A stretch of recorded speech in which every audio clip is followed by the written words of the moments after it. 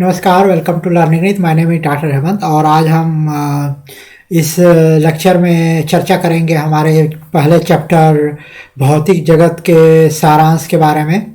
और चूँकि ये पहला चैप्टर है और इसमें हमने देखा कि अ, हमने विभिन्न खंडों में हमने लेक्चर्स को बाँटे थे और उसमें हमने देखा कि भौतिकी क्या है, अ, वो कैसे सोसाइटी से इंटरकनेक्टेड है, कैसे कैसे ये बहुसांस्कृतिक है, इंटरनेशनल नेचर का है।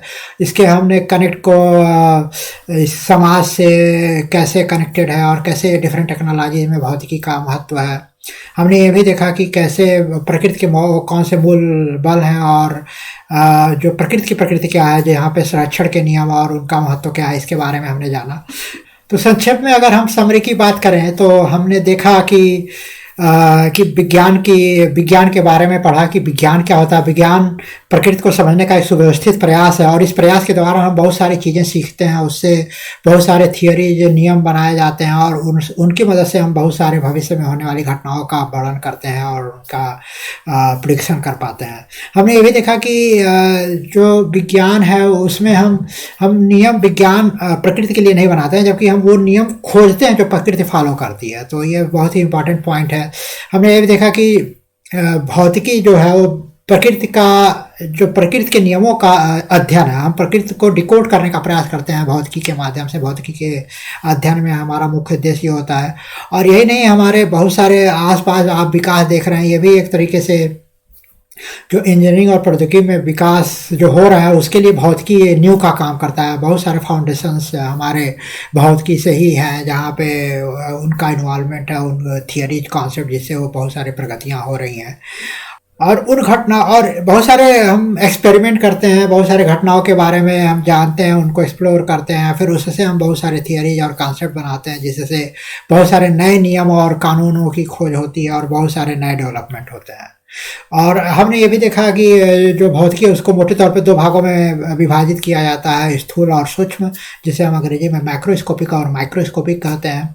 और इसे अगर फिजिक्स डोमेन में डिवाइड करें तो हम इसे क्लासिकल में फिजिक्स और क्वांटम फिजिक्स में ब्रॉडली डिवाइड करते हैं। और हमने देखा कि जो प्रकृति के जो मूल बल हैं, 4 प्रकार के मूल बलों के बारे में हमने चर्चा की। गुरुत्वाकर्षण बल, विद्युत चुंबकीय बल, प्रबल परमाणु बल, दुर्बल परमाणु बल, जिसमें हमने देखा उनका एक दूसरे से कैसे भिन्न है और क्या उनका रेंज है, कहाँ पे वो अप्लाई होते हैं और कैसे वो एक दूसरे से महत्व रखते हैं और कैसे वो हमारे प्रकृति में विभिन्न होने वाले घटनाओं को वर्णन करने में उनका क्या महत्व है।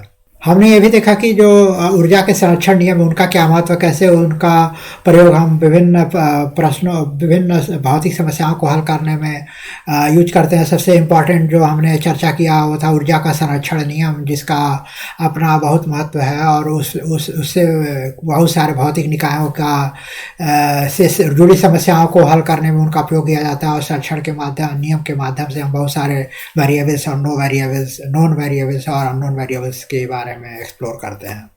तो ये तो रहा हमारा संक्षिप्त चर्चा। और चूंकि ये पहला चैप्टर था तो इसमें बहुत सारा डिटेल में कुछ कॉन्सेप्चुअल सारांश डिस्कशन नहीं है, लेकिन इस सेक्शन में समरी में हम ये ज़रूर कवर करना चाहें कि जो भौतिक के प्रॉब्लम आने वाले हैं हमारे समय में, जो हमारे चैप्टर्स आएंगे, जो बहुत सारे प्रश्न आपके सामने आएंगे जिसको सॉल्व करना होगा, तो ऐसे भौतिक प्रश्नों को हम कैसे सॉल्व करें, उसके लिए हमारा क्या अप्रोच होना चाहिए, कैसे सॉल्व होना चाहिए, उसके बारे में हम थोड़ा सा चर्चा करेंगे। परंतु उसके पहले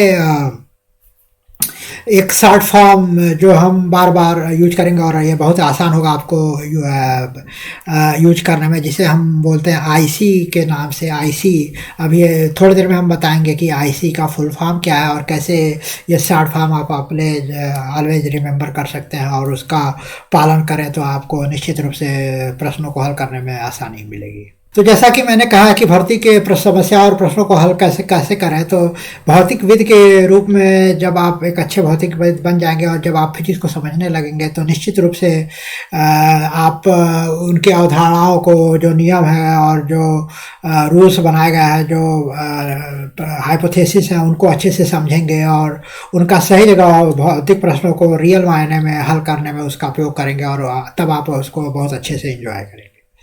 तो चूँकि ये अभी आप भौतिकी में हमें आप अभी बस बिगिन कर रहे हैं इस चरण पे, तो आपको बहुत सारी चीज़ें अभी उतना नहीं लग रहा होगा, लेकिन जैसे आप बढ़ेंगे आगे और आप चीज़ों को लगेंगे समझने, तैसे आप मेरी इस बातों को याद रखेंगे। जैसे हमने इस चैप्टर में देखा, जो भी हमने टर्म्स यूज़ किया, बहुत सारे टेक्निकल टर्म्स किए, बहुत सारे पैर टर्म्स और हाइपोथेसिस की बात की। शायद आपको वो चीज़ें अभी ना समझ में आए, लेकिन एक बार जब फिर आप पूरा सिलेबस पढ़ने के बाद रिवाइज करेंगे तो आप वहाँ रियलाइज करेंगे कि जो क्या बोला जा रहा था, और तब आपको जब दोबारा रिवाइज करेंगे तब आपको बहुत अच्छे से चीज़ें समझ में आने लगेंगी और आपको बहुत मज़ा आएगा प्रश्नों को हल करने में। तो अब चलिए देखते हैं कि कैसे आईसी का फुल फॉर्म क्या है। तो आईसी का फुल फॉर्म है identify for I, setup, execute और इवैल्यूएट। हिंदी में हम संक्षिप्त में बोलें तो पहचाने, पहले प्रश्न को पहचाने, फिर सेटअप करें, निष्पादित करें, फिर मूल्यांकन करें। तो इसका मतलब क्या है, इसे हम एक एग्जाम्पल से समझना चाहेंगे। जब भी आपके पास कोई भौतिकी का प्रॉब्लम आता है जिसे आप जब सॉल्व करने जाते हैं, तो इसमें सबसे प्रमुख चरण होता है कि उस प्रॉब्लम में कहा क्या जा रहा है, उस प्रॉब्लम में आप कौन से नियम, कौन से समीकरण यूज करेंगे, ये पहचान करना बहुत इंपॉर्टेंट होता है। और ये पहचान के लिए आपको भौतिकी की अवधारणाएं, उसके कॉन्सेप्ट हैं, वो क्लियर होने चाहिए, तभी आप लगा पाएंगे। और ये बहुत ही प्रमुख चरण होता है। अगर इस चरण में आपने गलती की तो आप प्रश्न को कभी सॉल्व नहीं कर पाएंगे, बहुत ही समस्या को कभी सॉल्व नहीं कर पाएंगे। तो यहाँ बहुत इंपॉर्टेंट पॉइंट है कि जब आप प्रश्नों को पढ़ते हैं तो बहुत अच्छे से पढ़ें, उसको देखें कि उसमें क्या कहा जा रहा है और कौन से भौतिकी के कौन से नियम, कौन से हाइपोथेसिस यहाँ पे काम आएंगे, कौन से समीकरण यहाँ पे हमारे लिए बेस्ट फिट होंगे इनको सॉल्व करने के लिए। जो दिया हुआ कंडीशन, उस कंडीशन में हमारे कौन से इक्वेशंस फिट बैठते हैं। जैसा कि हमने अपने पिछले सभी लेक्चरों में डिस्कस किया कि जो हर इक्वेशंस का, हर हाइपोथेसिस का एक दायरा है और उस दायरे को समझना बहुत ज़रूरी है। आप उसको इम्प्लीमेंट करना चाहते हैं, अदरवाइज आप प्रॉब्लम को सॉल्व नहीं कर पाएंगे। तो उसके लिए सबसे इम्पॉर्टेंट जो पॉइंट है आइडेंटिफाई, पहला काम। उसके बाद आप सेटअप करें। सेटअप करने का मतलब है कि जब आपने पूरे प्रश्न को समझ लिया और उसको समझ गए कि हाँ क्या कहा जा रहा है, क्या करना है, तो उस हिसाब से अब आपको सेटअप करना है कि उसमें आपको फाइंड आउट करना है कि क्या वेरिएबल्स है, क्या नॉन वेरिएबल्स है, क्या हमें आपको ज्ञात करना है, कौन से समीकरण। आप एक दिए हुए थियरी में बहुत सारे समीकरण हो सकते हैं, बहुत सारे मॉडल्स हो सकते हैं, कौन सा मॉडल उपयुक्त होगा उस मॉडल को चुनेंगे और वहाँ पे वेरिएबल्स, नॉन वेरिएबल्स के बारे में एक खाका तैयार करेंगे और यूटिलाइज करेंगे उस इक्वेशन को कि कैसे आप बेस्ट यूटिलाइज करें उसको। अगर रीअरेंज करना, रीस्ट्रक्चर करना है आपके प्रश्न के हिसाब से तो कैसे करेंगे, उस पर आप विचार करेंगे। और उसके बाद आप उस नॉन वेरिएबल्स और वेरिएबल्स को इम्प्लीमेंट करके उन इक्वेशंस में डाल करके इम्प्लीमेंट करके और फिर आप कैलकुलेशन करेंगे, जो तीसरा चरण होता है जिसे आप एग्जीक्यूट का काम का कहेंगे। और जब ये सारे काम हो जाएंगे तो आपको एक परिणाम मिलेगा और अब आपको एक आंसर मिल गया, बट एक में भी एक नंबर होगा और एक कंक्लूजन आपको वहाँ से निकालना है। बट क्या वो जो नंबर मिला, आपका प्रॉब्लम सॉल्व करने का मतलब नहीं है कि आपने एक नंबर अचीव कर लिया कि हाँ कुछ आ गया, बट आपको उसको समझना है कि क्या वो जो नंबर आपको मिला, जो आपने हल करके जो आपको परिणाम मिला, वो क्या लॉजिकली वैलिड है, क्या वो रियली रेलिवेंट है इस कॉन्सेप्ट में। तो ये जानना बहुत ज़रूरी है और ये आपको तभी समझ में आएगा जब आप भौतिकी को बहुत अच्छे से समझने लगेंगे। और निश्चित रूप से आप समझेंगे, अगर आपके जो आपका फोकस है कॉन्सेप्ट को समझने में है तो आप उन चीज़ों को अच्छे से समझेंगे और अगर आपको बहुत अच्छा मज़ा भी आएगा जब आप प्रश्नों को हल करेंगे। तो एक उदाहरण मैं यहाँ पे देता हूँ अगर आपको कि कैसे ये सारे टर्म्स कैसे इम्पोर्टेंट है, और बहुत ही सिंपल एग्जांपल। और आगे आने वाले भविष्य में जब हम प्रश्नों को सॉल्व करेंगे तो वहाँ पे फिर हम इस टेक्निक का जो हमारा जो अप्रोच होना चाहिए इसके बारे में फिर डिस्कस करेंगे विभिन्न प्रश्नों में। बट एक बहुत ही सिंपल एग्जांपल के साथ हम यहाँ पे आपको बताना चाहेंगे। तो सबसे सरल एग्जांपल हम लेके चलते हैं। मान लीजिए अगर ये कहा जाए कि आपको 1 मिनट बराबर 60 सेकेंड, तो अगर आप देखें जैसे बहुत सिंपल यूनिट कन्वर्जन है कि 1 मिनट इक्वल टू 60 सेकेंड होता है। तो अगर आप इसे डिवाइड करें 1 मिनट बाई 60 सेकेंड तो आपको परिणाम 1 मिलेगा,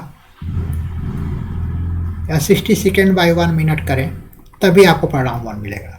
तो इन दोनों केसे में अगर आप देखें तो जब 1 मिनट बाय 60 सेकेंड अगर हम कहें, अगर आप किसी आम नॉर्मल व्यक्ति को, स्टूडेंट को, जो मात्रकों की जानकारी जिसके पास नहीं है, वो नहीं समझता है कि मिनट क्या है, सेकंड क्या है, उससे बात करेंगे और उसे कहेंगे कि इसको डिवाइड करो और 60 सेकेंड बाय 1 मिनट को डिवाइड करो, तो वो कभी नहीं कहेगा कि दोनों का परिणाम एक होगा। बट जब आप समझते हैं कि हाँ एक यूनिट कन्वर्जन का एक प्रॉब्लम है और यूनिट में 1 मिनट बराबर 60 सेकेंड होता है, तब यह प्रश्न सही है। तो यहाँ पे आया कि आपने इवेलुएट किया, आपको पता है कि यूनिट कन्वर्जन का प्रॉब्लम है और इनका वैल्यू एक तरह से भौतिकी में अगर हम कहें यूनिट कन्वर्जन में तो ये सेम है। बट अदरवाइज अगर मिनट और सेकेंड का पता आपको नहीं है और 1/60 और 60/1 समझते हैं तो आपको कभी परिणाम नहीं मिलेगा।